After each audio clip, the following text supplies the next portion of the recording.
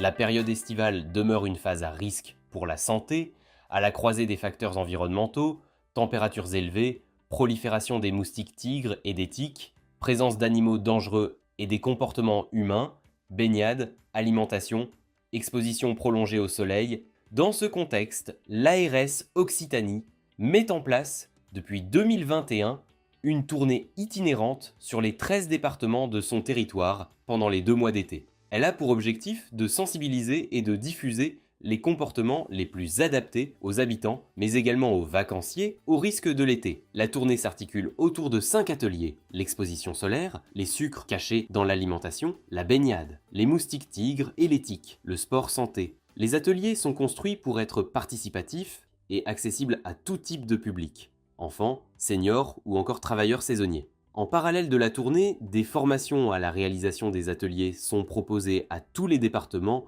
depuis 2024. Ces formations visent à faire monter en compétence des acteurs du territoire et démultiplier les actions de sensibilisation sur ces thématiques.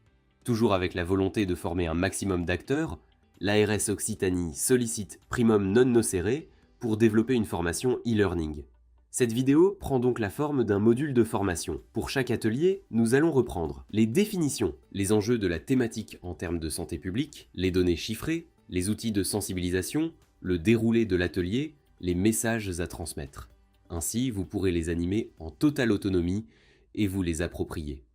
C'est parti pour le premier atelier, les enjeux liés à l'exposition solaire. Tout d'abord, revenons sur quelques définitions.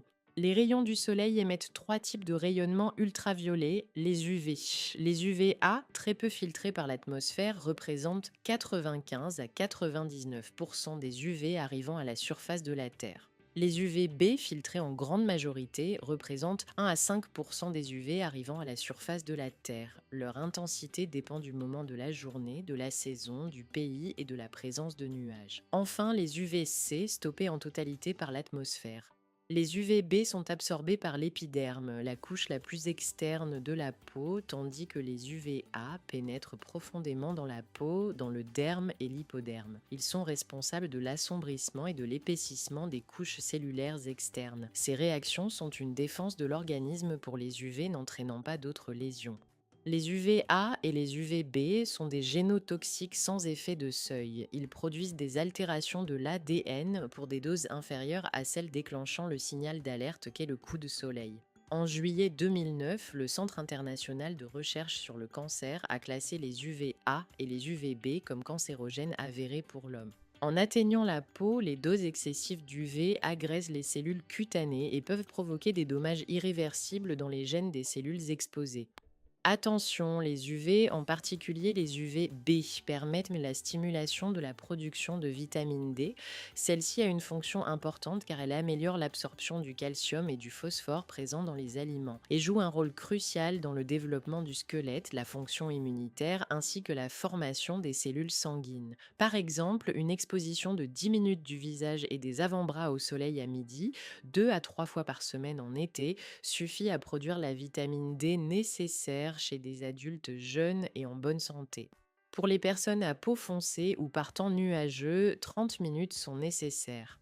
Pour évaluer la dangerosité des rayons UV, on mesure l'intensité des rayonnements au travers de l'index UV. Plus il est élevé, plus il est nécessaire de se protéger du soleil et de ne pas y rester très longtemps, même sous un ciel nuageux. En Europe, l'indice UV atteint généralement des niveaux de l'ordre de 7 ou 8 en été, mais il peut dépasser 10 en haute montagne. La réverbération due aux surfaces claires, comme le sable, l'eau ou encore la neige, augmente l'intensité du rayonnement. La connaissance de son phototype permet de mesurer son niveau de risque au soleil. Plus le phototype est proche de 1, plus il faut se préserver du soleil. Toutefois, il est recommandé de se protéger même avec un phototype élevé. Personne n'est à 100% à l'abri des cancers de la peau. Faisons le point sur les effets du soleil à court terme. Les coups de soleil. Un coup de soleil est une brûlure de la peau causée par une exposition excessive aux rayons ultraviolets du soleil. Cette inflammation se manifeste par une rougeur et un gonflement des zones cutanées touchées, ainsi que par des cloques dans les cas particulièrement graves. L'inconfort qui en résulte est maximal dans les 12 à 36 heures. Les coups de soleil fréquents pendant l'enfance et l'adolescence augmentent considérablement le risque de cancer de la peau. Les effets sur les yeux, l'ophtalmie, appelée également photokératoconjonctivite, correspond à une brûlure de la cornée par les ultraviolets. C'est un véritable coup de soleil de l'œil. Les manifestations apparaissent quelques heures après une forte exposition solaire. L'ophtalmie des neiges, la plus courante, survient en haute altitude, zone où l'index UV est très fort, surtout lorsqu'il fait beau. L'ophtalmie guérit sans séquelles au bout de 48 heures passées dans l'obscurité totale. Il y a également des effets à long terme. Le vieillissement prématuré de la peau, les UVA et les UVB contribuent au photovieillissement. Il s'agit d'un processus qui est irréversible. La peau perd progressivement son élasticité, ce qui a habituellement pour conséquence l'apparition de rides, d'affaissements et de poches. Le carcinome, il correspond au cancer de la peau le plus courant. Il est fréquent sur les parties du corps fréquemment exposées au soleil, oreilles, visage, cou, avant-bras. Il se développe lentement, s'étend rarement à d'autres parties du corps, il métastase rarement, mais il peut entraîner une plaie profonde s'il n'est pas retiré chirurgicalement. Le mélanome, c'est le type de cancer le moins courant mais le plus dangereux, responsable de la plupart des décès par cancer de la peau. Il s'agit d'une prolifération maligne des mélanocytes qui peut avoir l'aspect d'un nouveau grain de beauté ou encore entraîner un changement de couleur, de forme, de taille ou d'aspect d'une tache de rousseur ou d'un grain de beauté ancien. En l'absence de traitement, la tumeur peut se développer rapidement et les cellules cancéreuses peuvent métastaser. Le mélanome peut survenir à un jeune âge et son incidence augmente rapidement dans le monde entier. Il est solidement prouvé que le mélanome est dû à une exposition intermittente aux UV, exposition occasionnelle pendant de courtes périodes d'ensoleillement intense, et à de graves coups de soleil pendant l'enfance et l'adolescence.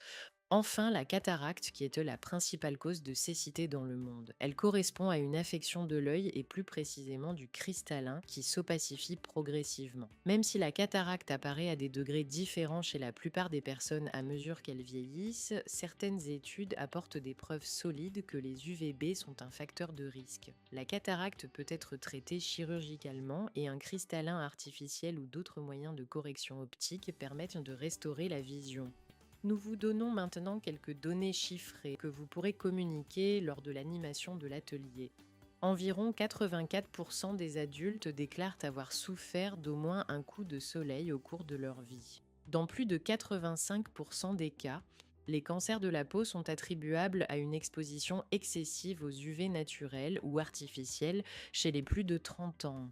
Chaque année, entre 141 200 et 243 500 cas sont diagnostiqués en France.